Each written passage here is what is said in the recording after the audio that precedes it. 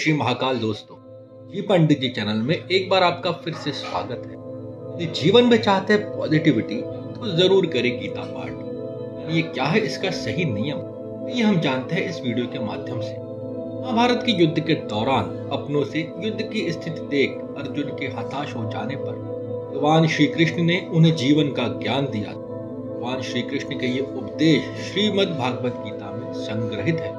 इसमें आत्मा, परमात्मा, भक्ति, कर्म और जीवन का वर्णन किया गया है। महाग्रंथ में 18 अध्याय और 700 श्लोक है। गीता से ज्ञान मिलता है।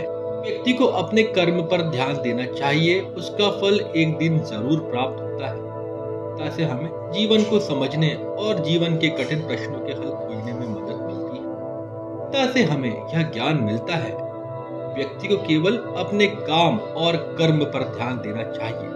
साथ ही कर्म करते समय इस बात का ध्यान रखना चाहिए हम जो भी कर्म कर रहे हैं उसका फल भी हमें निश्चित ही प्राप्त होगा।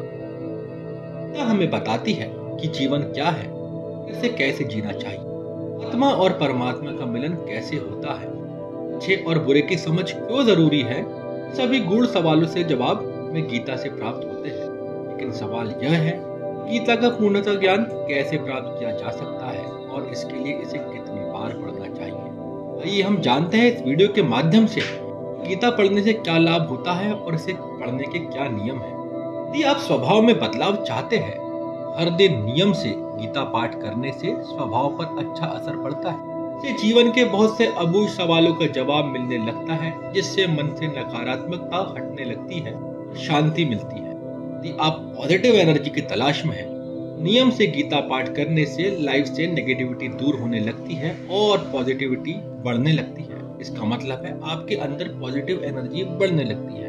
इसका जीवन से लेकर नेचर तक असर होता है। नियमित रूप से गीता का पाठ करने से अपने लक्ष्य पर ध्यान केंद्रित करने में भी मदद मिलती है और आत्मविश्वास बढ़ने लगता है।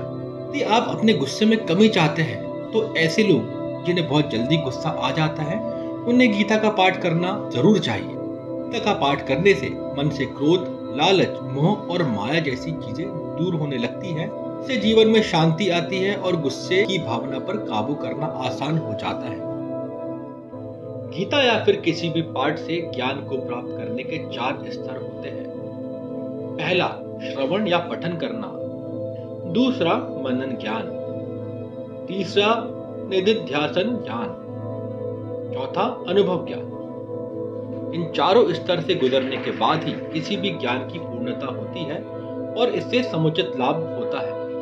इसका अर्थ यह है कि आप पहले पढ़ते या सुनते हैं, इसके बाद पढ़े सुने ज्ञान के बारे में चिंतन व मनन करते हैं। यदि वह आपको ठीक और उपयोगी लगता है तो उसका अभ्यास कर उसे अपने जीवन में उतारते हैं और आखिर में उस ज्ञान का प्रतिफल आपको जरूर मिलता है।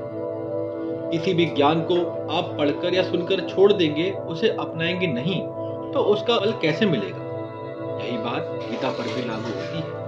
जब हम गीता पढ़कर उसके उपदेशों को जीवन में उतारेंगे तो निश्चित ही सुपरिणाम सामने आएगा। आइए अब हम जानते हैं कितनी बार हमें श्रीमद् भागवत गीता पढ़ना चाहिए और इसके क्या लाभ होते हैं। जब हम पहली बार गीता पढ़ते हैं तो इसे हम एक अंधे व्यक्ति के रूप में पढ़ते हैं, यानी हमें केवल इतना ही समझ पाते हैं कि कौन किसके पिता, कौन किसकी बहन और कौन किसका भाई है। पहली बार गीता पढ़ने पर इससे ज्यादा कुछ समझ में नहीं आता। जब हम दूसरी बार गीता पढ़ते हैं तो मन में कुछ सवाल जागृत होंगे कि ऐसा क्यों किया गया या वैसा क्यों हुआ। जब हम तीसरी बार गीता पढ़ेंगे तो इसके अर्थ को समझने लगेंगे। हालांकि हर व्यक्ति को इसका अर्थ अपने तरीके से ही समझ आएगा। जब हम चौथी बार गीता पढ़ेंगे तो हर एक पात्र से जुड़ी भावनाओं को समझ पाएंगे, जैसे अर्जुन के मन में, दुर्योधन के मन में क्या चल रहा है।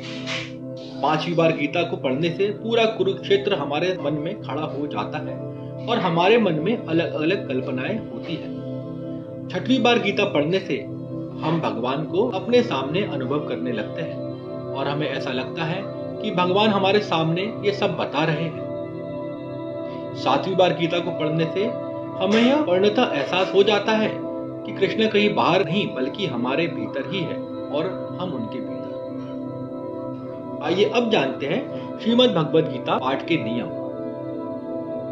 भगवत गीता पढ़ने के लिए सुबह का समय सबसे उत्तम माना जाता है, क्योंकि इस समय मन, मस्तिष्क और वातावरण से शांति व सकारात्मक ऊर्जा आती है। गीता को हमेशा स्नान के बाद और शांत चित्त मन से ही करना चाहिए। पाठ करते समय बीच बीच में इधर उधर की बातें नहीं करनी चाहिए और ना ही किसी कार्य के लिए बार बार उठना चाहिए। साफ सफाई वाले स्थान और जमीन पर आसन बिछाकर ही गीता का पाठ करना चाहिए। गीता के प्रत्येक अध्याय को शुरू करने से पहले और बाद भगवान श्री कृष्ण और गीता के चरण कमलों को स्पर्श करना चाहिए। तो दोस्तों, आज के लिए बस इतना ही। यदि ये जानकारी आपको अच्छी लगी हो तो इस वीडियो को शेयर करिए और इस वीडियो को लाइक करिए। हमारा चैनल सब्सक्राइब करिए, जिससे हम ऐसी अद्भुत जानकारियां आपको देते रहें। तो आज के लिए दोस्तों इतना ही। जय श्री राम।